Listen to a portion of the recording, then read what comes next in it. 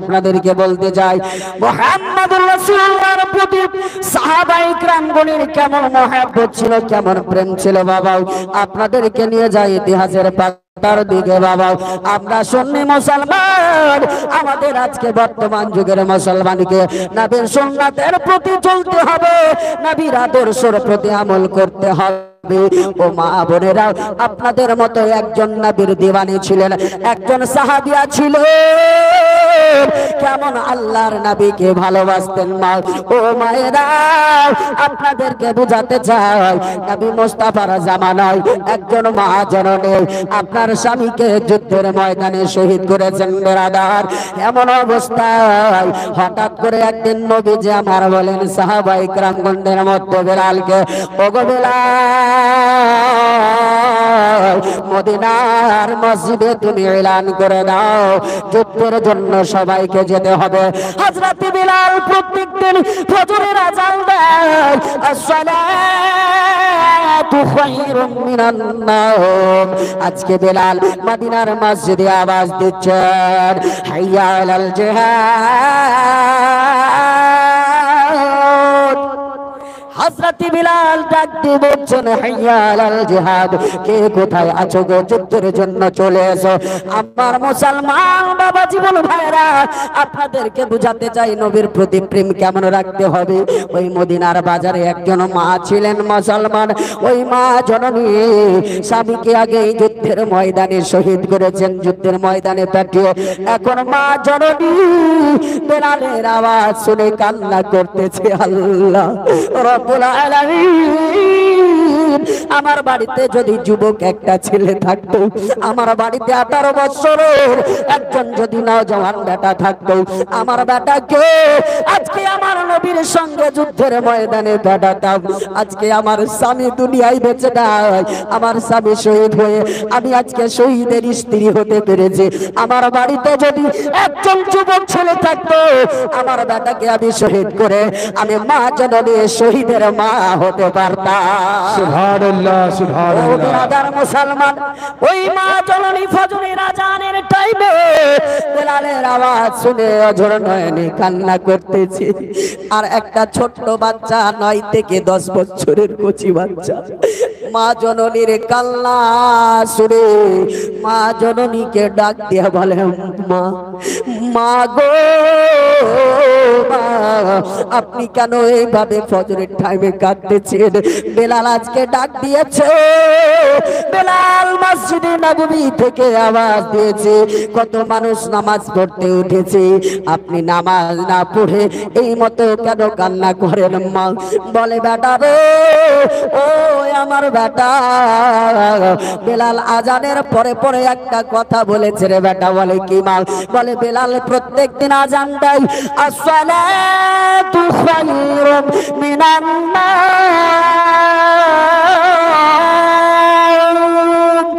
সুবহানাল্লাহ।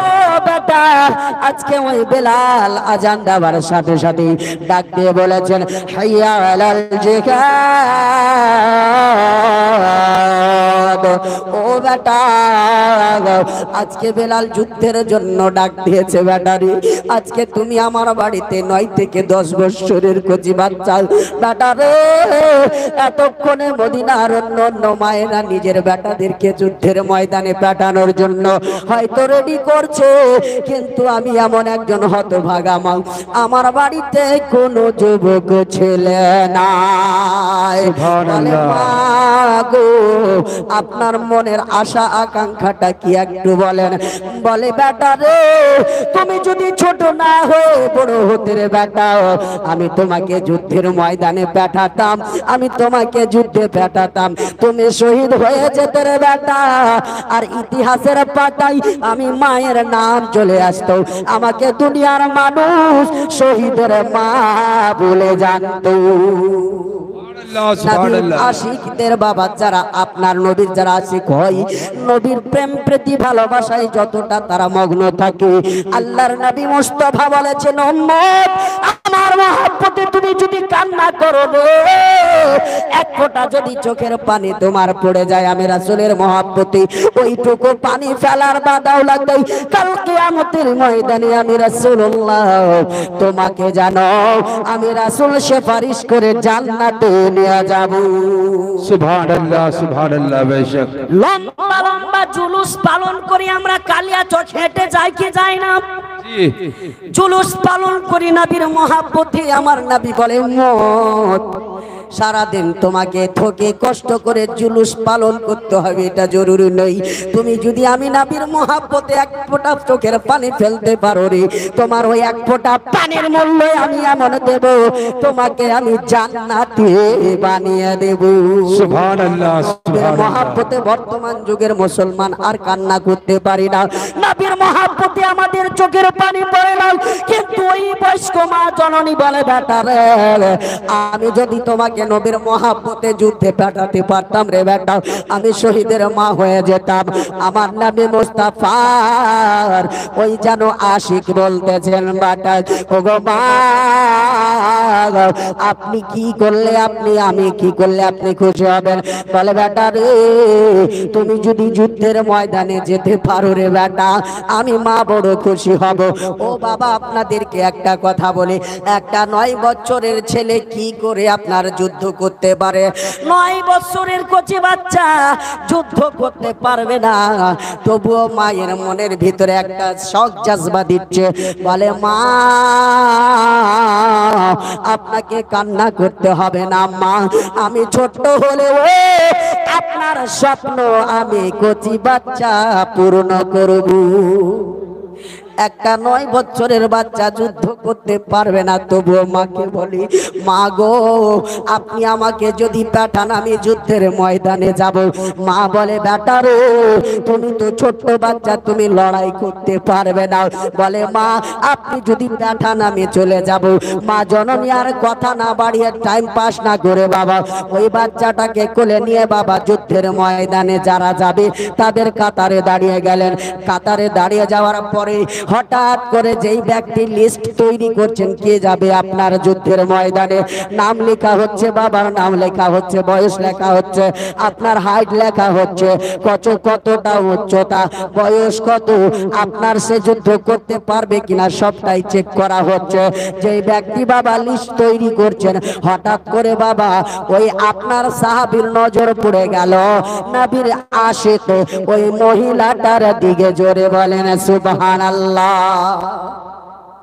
মহিলাটার দিকে নজর পড়ে গেল, ডাক দিয়ে বলে মহিলা এই পবিত্র মেহফিলে জায়গা হলো তাদের লাইনে তারাই জ্বালাবে যারা যুদ্ধের ময়দানে যাবে। তুমি তো একটা মেয়ে মানুষ, তুমি কেন যুদ্ধে যাওয়ার লাইনে দাঁড়িয়ে আছো? বলে ওগো নবীর সাহাবী, আমি মহিলা, আমি দাঁড়িয়েছি, আমারও কোনো কাজ আছে। বলে মহিলাদের কোনো কাজ নেই, মহিলারা কোনো যুদ্ধে যেতে পাবে না, মহিলারাকে যুদ্ধে পাঠানো হবে না। ও বেরাদার মুসলমান, আমার নবী মুস্তাফার ওই আশিক বলতেছেন ও নবীর গোলাম, আমি মহিলা যুদ্ধে যাব না রে, আমার কোলে একটা 9 বছরের কচি বাচ্চা আছে, আমি তাকেই যুদ্ধে পাঠাবো। জোরে বলি। ওই সময় নবীর সাহাবী বললেন আমি জানো যেমন মহিলাদের যুদ্ধে যাওয়া বারণ, মহিলারা যেমন যেতে পাবে না ছোট্ট বাচ্চারাও তেমন যেতে পাবে না। ওই সময় আপনার মহিলাটি বলতেছে না না আমি আমার বেটাকে যুদ্ধে পাঠাবো। বলে ও গো মহিলা কথা শোনো, তোমার বেটা যে আপনার ওই যুদ্ধে যেতে পারবে না। কেন? আপনার বেটার বয়স হয়নি। ওই মহিলাটি নবীর সাহাবীর সঙ্গে কথা বলছেন, হঠাৎ করে আওয়াজ ভেসে গেল নবীজির কানে। আমার নবী বলে কে আছো গো, কেন চেঁচামেচি করো? ওই মহিলাটি নবীজির পবিত্র দরবারে গিয়ে বলেন ইয়া রাসূলুল্লাহ, আমার একটা ছোট্ট বাচ্চা যার বয়স হলো 9 বছর, নবী গো আমার বেটাকে আমি যুদ্ধে পাঠাবো, কিন্তু এই লোকটি বলে কচি বাচ্চা যুদ্ধে যেতে পাবে না। বলে আমার নবী ও মহিলা, আমি জানি তোমার ভিতরে আমি রাসূলের প্রেম আছে, তাই বলে তুমি একটা ছোট্ট বাচ্চাকে যুদ্ধে পাঠাবে, এটা কি করে হতে পারে? তোমার বেটা যুদ্ধে যেতে পাবে না। আমার নবীকে ওই মহিলাটি বলে ইয়া রাসূলুল্লাহ, ইয়া হাবিবাল্লাহ, নবী গো আপনি দয়া করে আমার অনুরোধটি মেনে নেন। আমার বেটার সঙ্গে আমি ওয়াদা করেছি, আমার বেটাকে আমি যুদ্ধে পাঠাবো। আমার নবী বললেন, ওরে আমার সাহাবিয়া, শোনো শোনো, তোমার বেটা তলোয়ার চাটতে পারবে না, তোমার বেটা যুদ্ধ করতে পারবে না। কেন এবার তুমি জিদ করো রে মহিলা? আমি তোমাকে কথা দিলাম, তোমার বেটা যখন বড় হয়ে যাবে, তোমার বেটা যখন 18 বছরের হয়ে যাবে, আমি নবী মুস্তাফা নিজেই তোমার বেটাকে যুদ্ধের ময়দানে নিয়ে যাব। মহিলাটির বাবা প্রেম দেখেন দ্বীন ইসলামের প্রতি, মহিলাটির ভালোবাসা দেখেন নবীর প্রতি। আমার নবীকে ডাক দিয়ে বলেন, ইয়া রাসূলুল্লাহ, আমার বেটা না হয় যুদ্ধ করতে পারবে না গো আকা, কিন্তু ইয়া রাসূলুল্লাহ, আপনি যখন যুদ্ধের ময়দানে যাবেন, বেঈমানেরা লড়াই করবে, বেঈমানেরা যুদ্ধ করতে করতে কখনো আপনাকে তীর মারবে, কখনো আপনার সাহাবায়ে কেরামকে তীর মারবে। ইয়া রাসূলুল্লাহ, আপনার বড় সাহাবায়ে কেরামরা তলোয়ার নিয়ে বেঈমানদের সঙ্গে মোকাবেলা করবে, কিন্তু যখন আপনাকে তীর মারতে যাবে গো আকা, আমার বেটাকে আপনি ঢাল হিসাবে ব্যবহার করিয়ে, আপনি আমার বেটাকে ঢাল হিসাবে ব্যবহার করিয়েন। বলে কি করে? বলে, ইয়া রাসূলুল্লাহ, আপনার যখন ডান দিকে তীর মারবে বেঈমানের দলেরা, আমার বেটাকে আপনি ডান দিকে করবেন, আপনার শরীরে তীরখানা না লেগে আমার বেটার শরীরে লাগবে।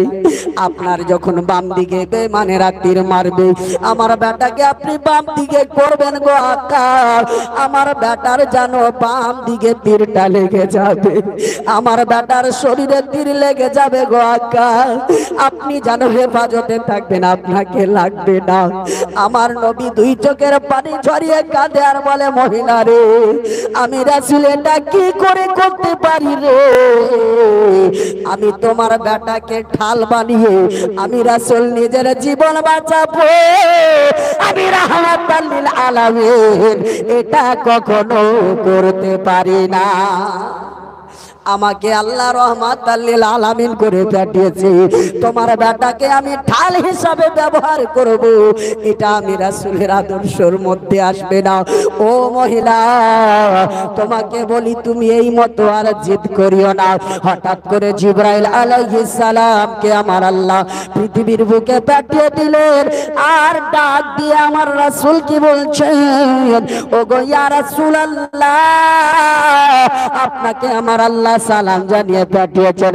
জিবরাইল আমিন বলতেছেন, ইয়া রাসূলুল্লাহ, ইয়া হাবিবাল্লাহ, নবী গো, আপনি যেই ছেলেটাকে নিয়ে বারবার তার মায়ের সঙ্গে কথা বলছেন, যুদ্ধে যেতে পারবে না, আমার আল্লাহ আজকের যুদ্ধে যতগুলো আপনার যোদ্ধা যাবে, যতগুলো আপনার সাহাবায়ে কেরাম যাবে, আমার আল্লাহ রাব্বুল আলামিন সমস্ত যোদ্ধার মধ্যে সবথেকে বেশি পছন্দ ওই 9 বছরের বাচ্চাটাকে আমার আল্লাহ করেছেন। জোরে বলি, এই 9 বছরের বাচ্চাটাকে আমার আল্লাহ পছন্দ করেছেন।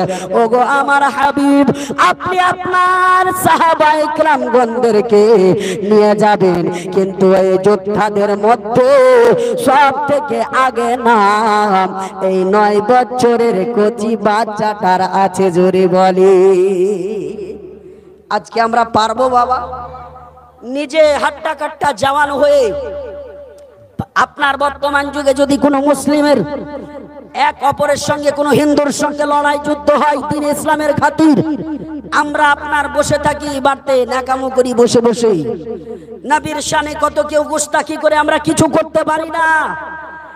আজকে বর্তমান যুগের মুসলমান, একটা কথা বলি, জুলুস পালন করার নাম মুসলমান নয়, জলসা পালন করার নাম মুসলমান নয়। আসলে সত্যিকারের মুসলমান হতে হলে নবীর প্রেমে জান দিতে হবে, নবীর প্রেমে কান্না করতে হবে, তাহলে আপনি কাল কিয়ামতের ময়দানে আমার নবীর পবিত্র আশিকে রাসূল হয়ে আমার নবীর পবিত্র দরবারে আশিকে রাসূলের সার্টিফিকেট পাবেন। জোরে বলেন। কিন্তু আমরা করতে পারছি বাবা? আমাদের দ্বারা হয় না। কেন হয় না? আজকে আমরা ইমানের কমজোর হয়ে গেছি, আজকে আমরা ইমানের চোর হয়ে গেছি। বর্তমান যুগে বসবাস করে কখনো নরেন্দ্র মোদীকে গালি দিই, কখনো মমতা দিদিকে গালি দিই।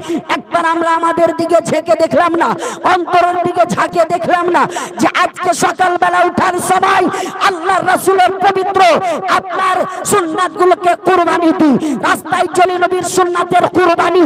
আপনার জনসুয়া বিছানায় ঘুমাতে যাই তখন নবীর সুন্নাতের কুরবানি দিই। আর আমরা বলি মোদি চাচা খারাপ, অমিত শাহ খারাপ, আপনার আদিত্যনাথ খারাপ। এইরকম অনেক রকমের আমরা ভুল ভ্রান্তি কথা আপনার বলে মানুষকে আপনার ভুল ভ্রান্তিতে ফেলি। কিন্তু বাবা তারা তাদের জায়গায় ঠিক আছে। বর্তমান যুগের মুসলমান আমাদের ঈমান কমজোর হয়ে গেছে। আপনার অন্তর যদি পরিষ্কার থাকতো, নবীর আদর্শ থাকতো, তাহলে ওই সাহাবীদের মতন আমাদেরকেও দেখে ভয় করতো। নবীর